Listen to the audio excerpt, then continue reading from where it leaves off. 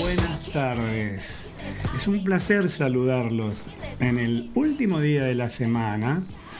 Ya prestos todos, algunos ya concluyeron su labor, aquellos que trabajan en la mañana, sobre todo generalmente en las oficinas públicas, dispuestos a disfrutar de un fin de semana que en la ciudad de Santa Fe pinta como que va a seguir tal como el día de hoy, ¿no?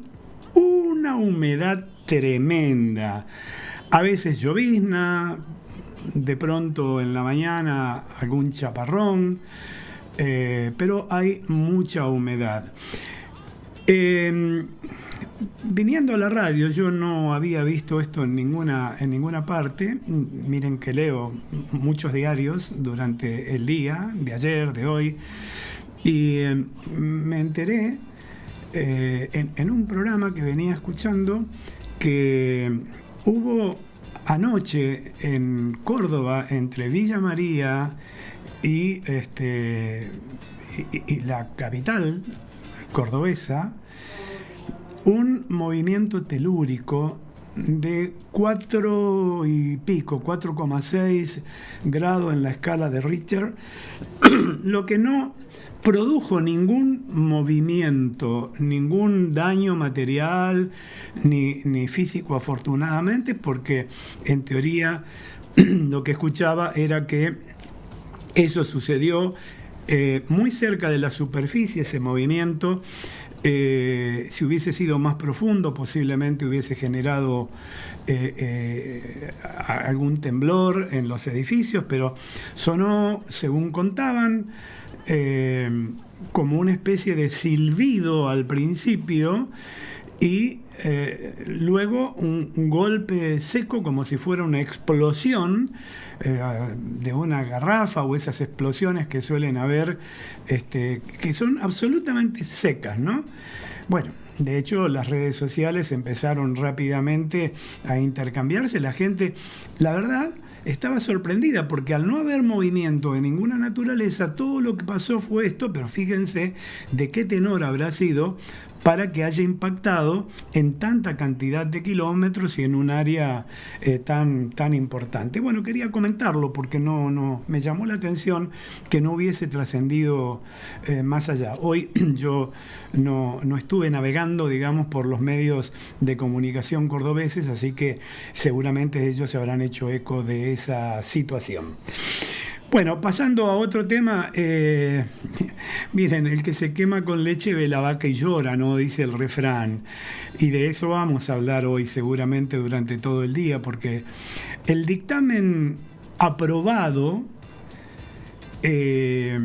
ayer en comisión y que será tratado la ley de bases el día lunes en diputado y posiblemente se extienda hasta el día martes también, porque todos quieren hablar, porque es bastante largo, no es el socotroco aquel grandote que se mandó antes, que se llamaba ley ómnibus, pero de alguna manera yo creo que como que se limpió mucho de antemano. En principio el dictamen aprobado deroga la moratoria para las jubilaciones. ¿Esto qué implica? Que de aquí para adelante, algo que tuvo mucha discusión, ¿no?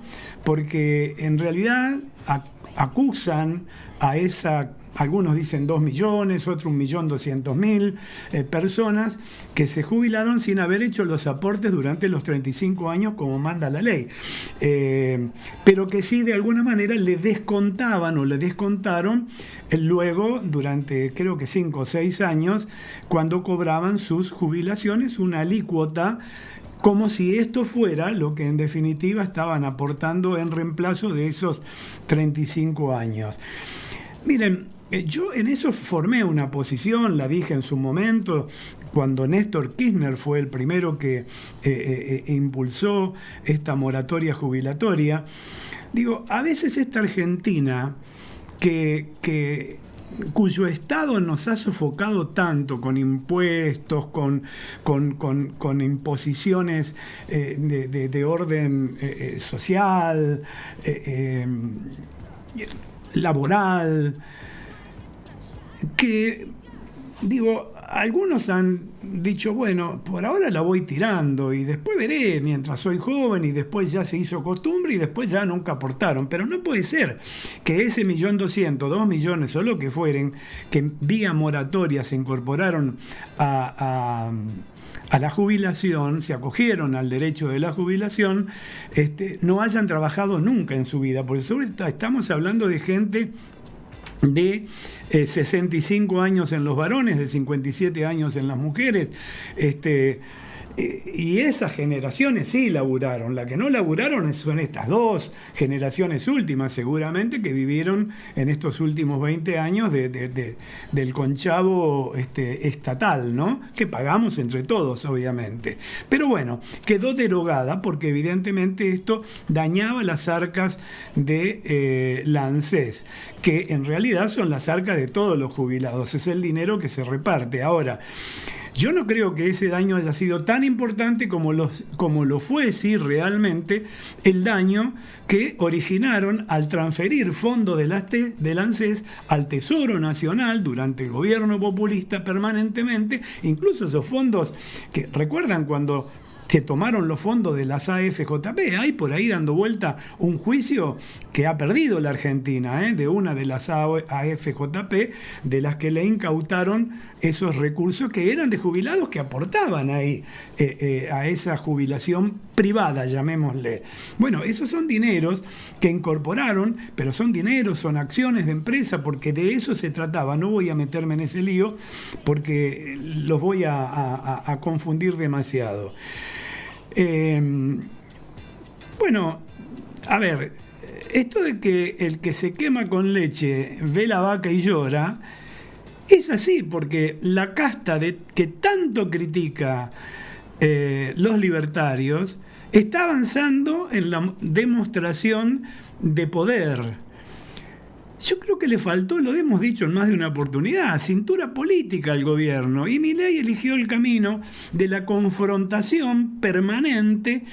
Abrió demasiados frentes contra el periodismo, contra el sindicalismo, contra el sector empresario. Con todo el mundo se pelea. Y si no hay diálogo, y sobre todo cuando vos estás en minoría en el poder legislativo y vos necesitas leyes, lo que tenés que hacer es dialogar, no pelear. Ahora, si vos insultás, si menoscabás a tu adversario político o a quien no está, digamos, que confrontó con vos, aunque le hayas ganado en las elecciones, y bueno, va a ser muy difícil consensuar. De hecho, es un milagro consensuar. También es cierto que Milei se apoya en ese 56% que todavía sigue sosteniendo, que lo votó y que lo puso en el sillón de Rivadavia, pero de todas maneras eso no basta. O sea, se apoya ¿por qué? Y por qué además la oposición se va a prestar de algún modo a colaborar en la ley de base después de la depuración tremenda que han hecho, sobre todo en la ley de contrato de trabajo, ¿no? Y porque van a quedar expuestos. Y como la oposición está diezmada y está desparramada por todos lados, hablo no solamente del kirchnerismo o peronismo, hablo también de Juntos por el Cambio, que es una bolsa de gatos. O sea, que todo quedó ahí. Milei vino, pateó el tablero y los tarros y se armó un merengue bárbaro, ¿no? Pero abrió demasiados frentes como para poder obtener y seguir en paz y en armonía esto para adelante, sin tantos paros, sin tantas huelgas y demás. Bueno, esto que le costó tener que hacer un montón de concesiones. La ley de bases, el gobierno en definitiva está confiando en lograr 135, 140 votos en diputados y espera para eso el apoyo de muchos gobernadores, que es el camino que eligió Milei vía precisamente el ministro de Francos, para dialogar con los... Francos es el que está ahora en pantalla, que Martín está poniendo en pantalla. Digo, amigos, para los que nos siguen a través de FM 107.3 y que recién se suman a lo mejor a esta frecuencia, les cuento que todo esto también lo pueden ver después vía vía YouTube, vía Facebook y demás, porque todo se graba y se sube, ¿no? Bueno, lo cierto es que Franco resaltó los consensos conseguidos con los bloques dialoguistas, aunque dijo que puede haber, todavía sospecha que puede haber algunos cambios durante la discusión en particular del proyecto, puntualmente respecto del capítulo laboral. Esto demuestra que otro triunfo de la mafia sindical. Y ya sé que me van a decir qué duro que es esto. Bueno, Milei no lo tiene que decir, yo lo puedo decir, porque no tengo ningún compromiso con absolutamente nadie. No hay ningún sindicato que banque este programa como para que uno tenga que decir son todos rubios y de ojos celestes. De hecho, nunca lo hubo en los 13 años que estamos en el aire. Nosotros preferimos no incursionar en ese aspecto para tener la libertad total y absoluta de opinión. Nada, lograron sus objetivos. Y hubo un montón, ¿se acuerdan cuando le hacían nota a Milei que era candidato solamente? Decía, si yo llego al gobierno, esto afuera. O era Hugo Chávez el que decía, ¿no? También esto afuera. Bueno, la CGT logró, los gordos, los millonarios, lograron para su propio beneficio, no para el tuyo que sos afiliado de Prepo o al que te descuentan la cuota de Prepo, para la cuota solidaria, como le llaman ellos, para el sindicato, para sostener el sindicato.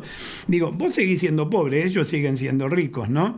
Ya lo ves en la forma de vestir, en los autos que utilizan, blindados, con vidrios tonalizados, las empresas que tienen paralelas, las fabulosas mansiones que habitan.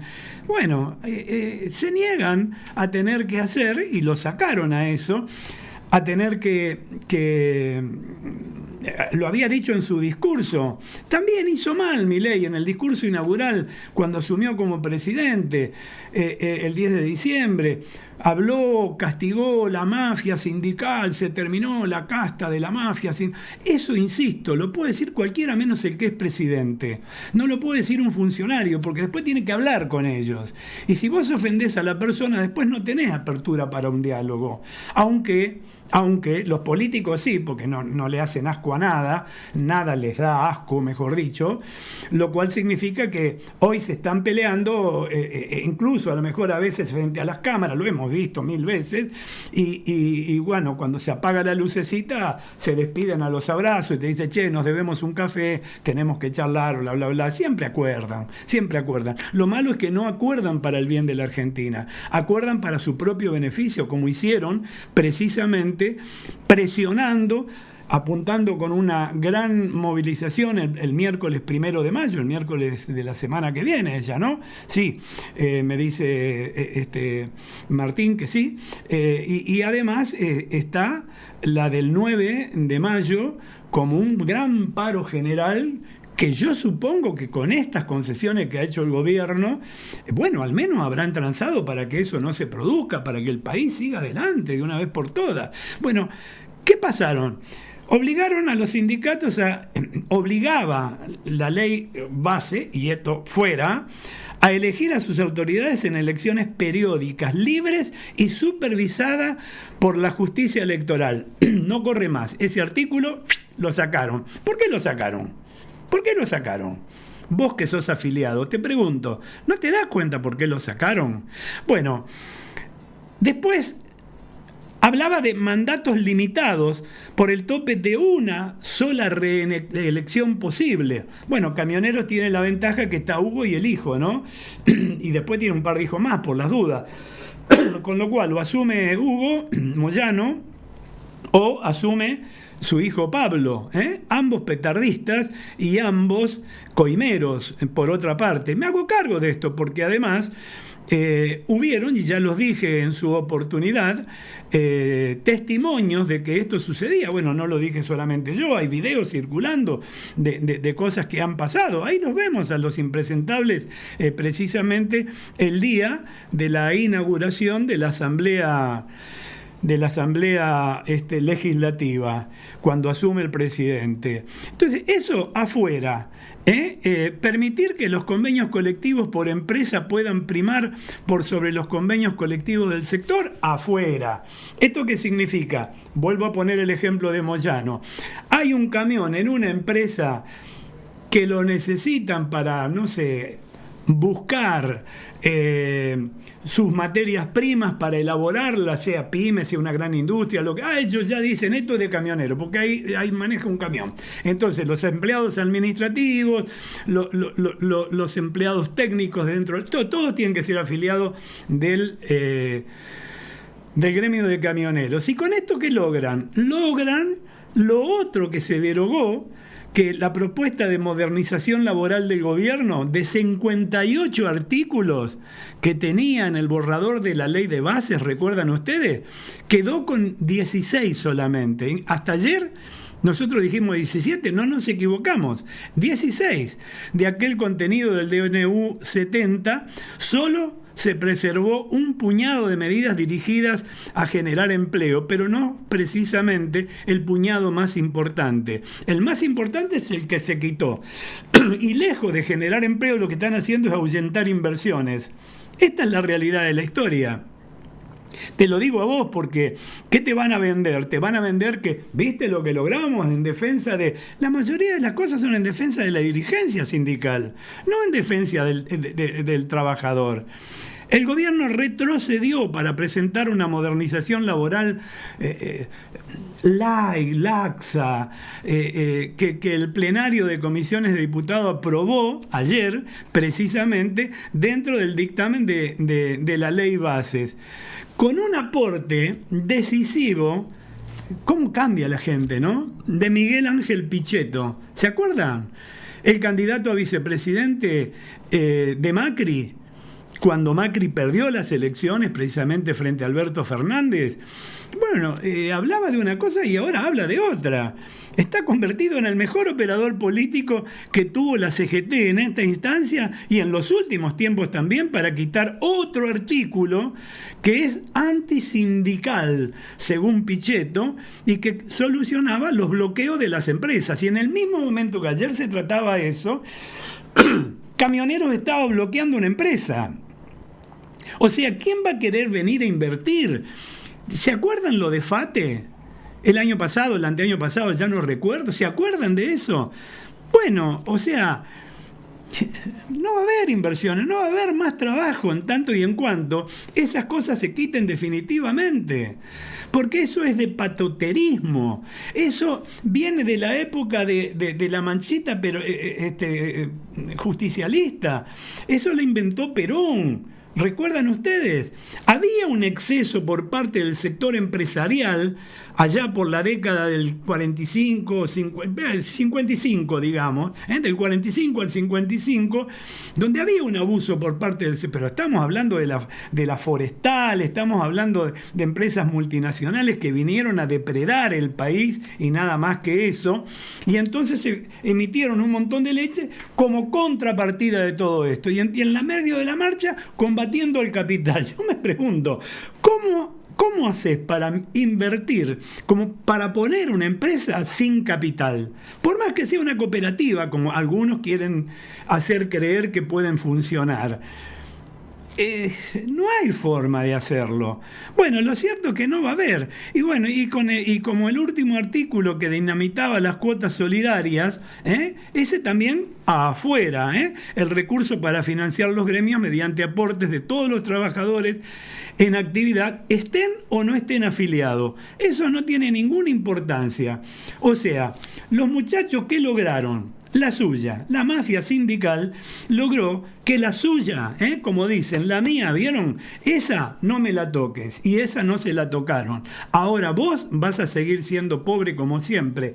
No te están defendiendo a vos, ninguno de ellos. ¿Hay excepciones? Sí, claro que hay excepciones. Yo creo que me sobran los dedos de la mano para poder contar esas excepciones. La mayoría, y si no, cuéntenme por qué están 25, 30 años, 45 años al frente de un gremio, 10 años al frente de un gremio, las mismas personas.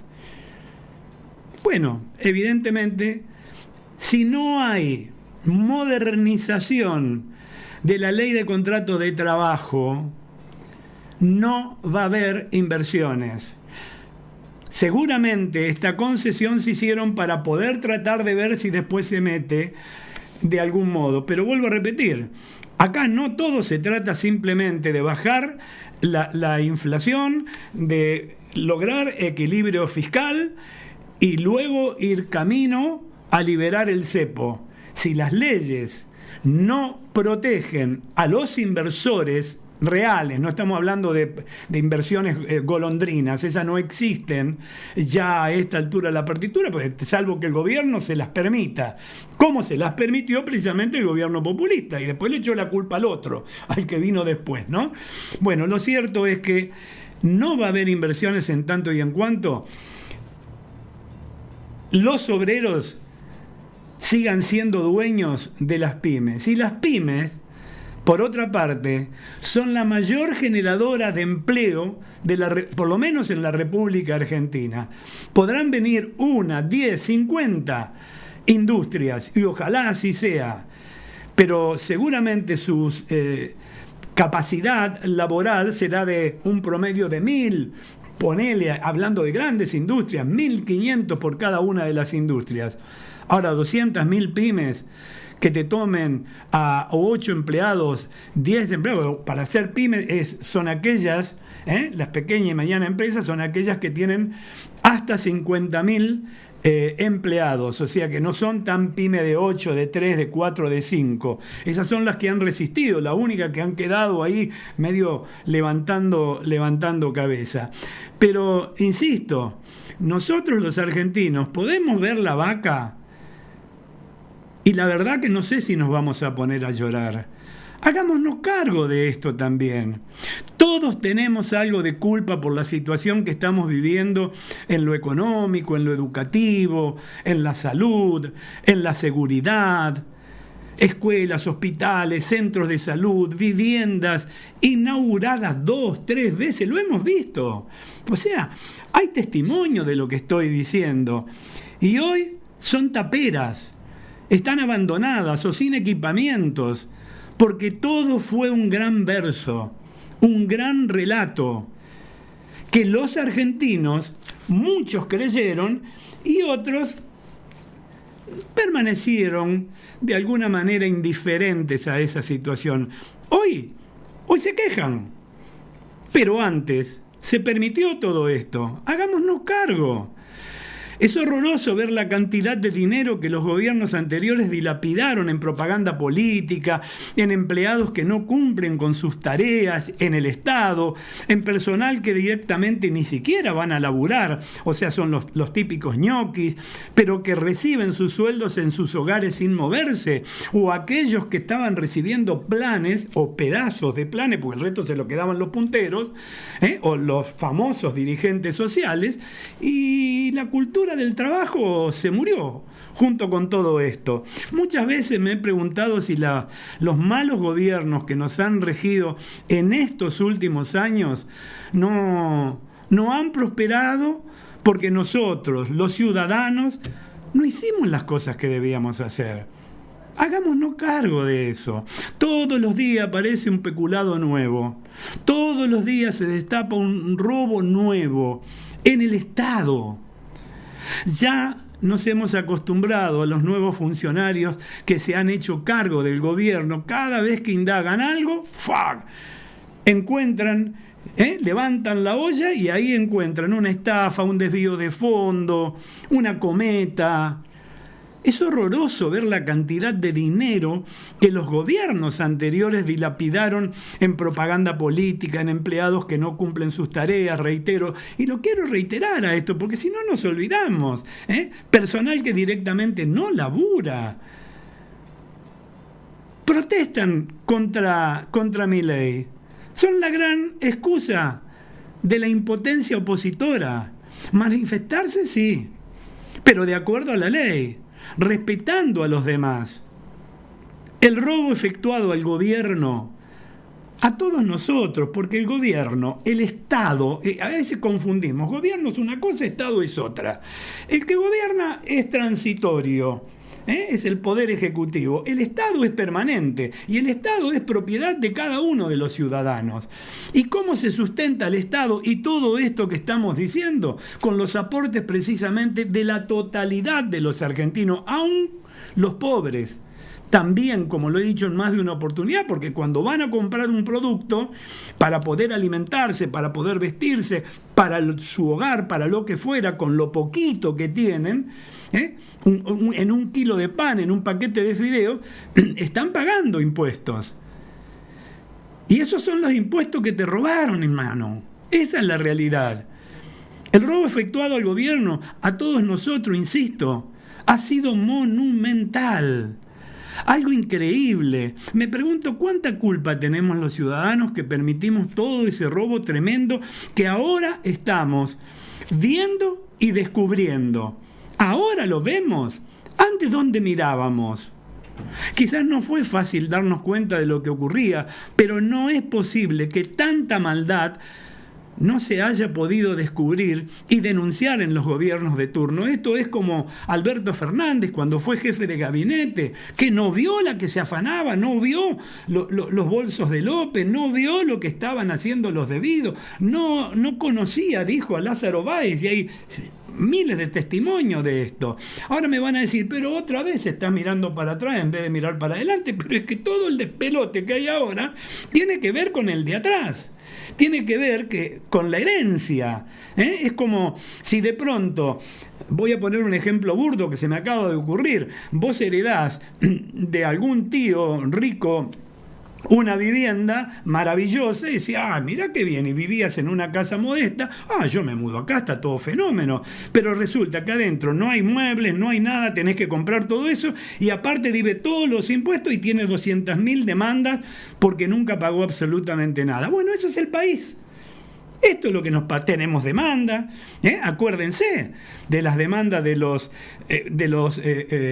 tenedores de las acciones de YPF, ese 49% que hoy está reclamando 16.100 millones de dólares que vamos a tener que pagar tarde o temprano, nosotros los argentinos. No lo va a pagar Milei. No lo va a pagar Cristina con sus 14 lucas y pico de jubilación que tiene contra la tuya de $200. No, eso no va a pasar. Somos nosotros. Entonces, hagámonos cargo de todo esto. Pero hemos sido culpables porque nosotros hemos sostenido todo esto. Sin quejarnos, sin hablar, sin decir una palabra. El enriquecimiento de los funcionarios fue una constante. El Estado sirvió durante estos últimos años para dilapidar el dinero de otros. Quizás no fue fácil darnos cuenta de lo que ocurría, pero no es posible tanto daño a la República Argentina. Eso no es traición a la patria, pregunto, ¿no? No es mala praxis que nos hayan endeudado de la manera en que nos endeudaron con irresponsabilidad. Vuelvo a citar el caso YPF, donde nos vendieron que la estatizamos. No, compramos el 51% de las acciones en 12.000 millones de dólares, ahora vamos a pagar 16.100 millones de dólares cuando la empresa vale 10.000. Claro, vienen obviamente por vaca muerta, no te quepa ninguna duda. Vienen sin ninguna duda por el petróleo, por el gas, los bonistas, los que son tenedores de las acciones hoy día.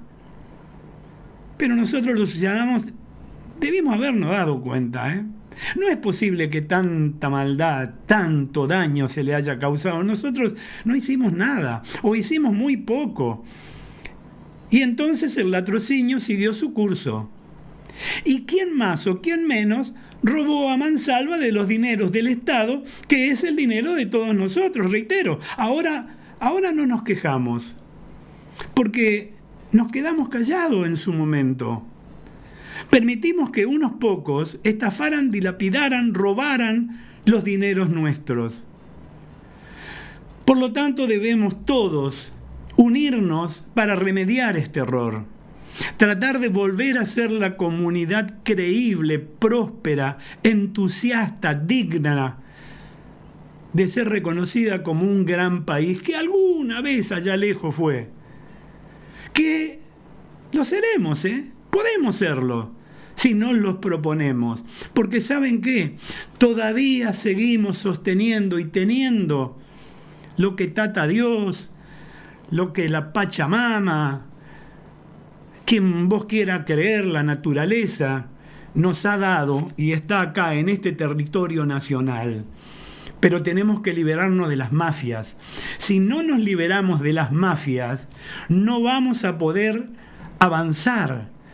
Y siempre vamos a estar como el caballo de Noria, como el burro de la Noria, dando vuelta en el mismo lugar permanentemente, cuando el futuro está a nuestro alcance. No es ni a los ponchazos, no es con denostaciones, no es tratando de decir y hacer las cosas tan solo por conservar el poder o por volver al poder. Si la política es vocación de servicio, empecemos a elegir los ciudadanos de a pie, que ésta sea de alguna manera puesta de manifiesto definitivamente. Por eso yo digo que el que se quema con leche, y ese es el título de mi editorial de hoy. Miren, antenoche Milei, en la Fundación Mediterránea, les recordó a los casi 1000 comensales de élite que existen 3 elementos centrales de su proyecto: una política fiscal, una política monetaria y una cambiaria. Y aplaudieron todos. Y él dijo, más que aplausos, deberíamos estar regocijándonos porque por primera vez le estamos dando duro y parejo al gasto público, otra vez los aplausos de los presentes. Y él se agranda. Hace una semana también, recuerdan, lo comentamos acá, ante los empresarios congregados en el Hotel Yao Yao, el presidente Javier Milei los instó a tener coraje y atreverse a invertir en la Argentina, aun cuando la economía todavía no se encuentra estabilizada. Se trata de un deseo compartido por todos, ya que es fundamental que el ingreso de capitales y las exportaciones impulsen la recuperación del consumo y el ánimo de la población.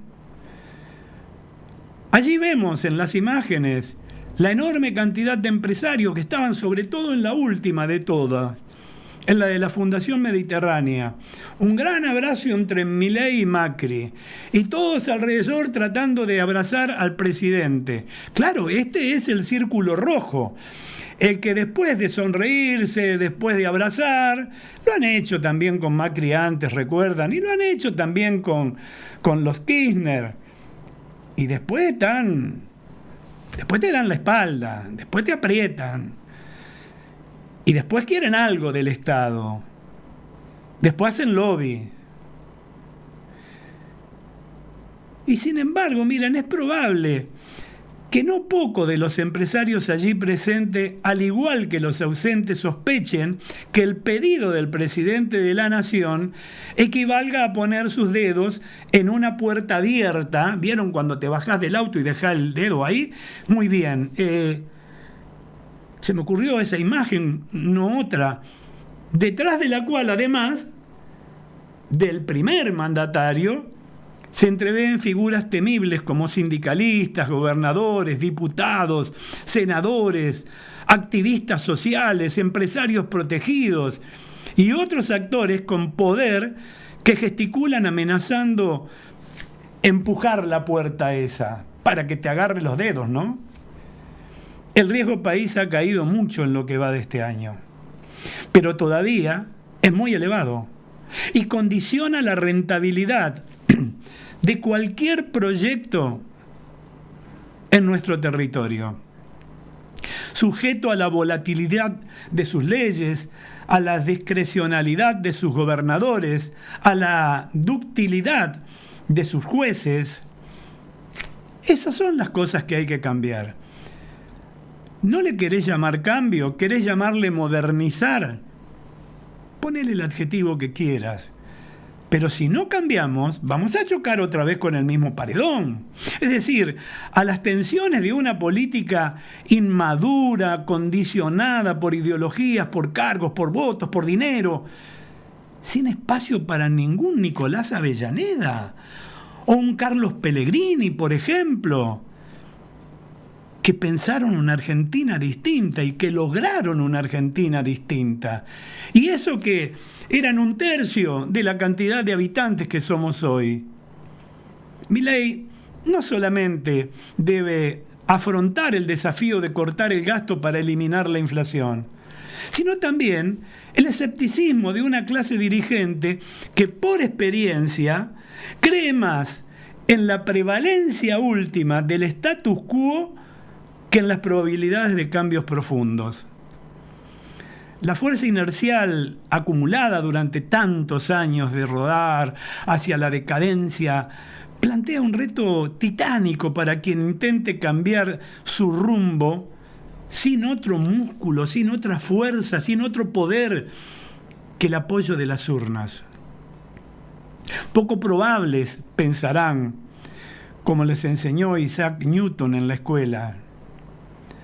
Todo analista meduloso sabe que nuestro país nunca introdujo reformas de fondo que aumentasen su productividad en forma consistente con las expectativas de bienestar de su población para evitar las sucesivas crisis fiscales que reflejaron en cada periodo las discrepancias entre los deseos imaginarios de los argentinos y las dolorosas realidades que se sucedieron.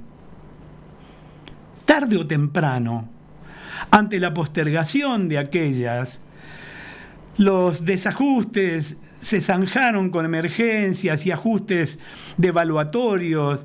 Hagamos un poco de memoria, porque si no, no sabemos cómo llegamos hasta acá. En la Argentina hubo que comer pan negro, acuérdense, en 1952, siendo un país productor de harina.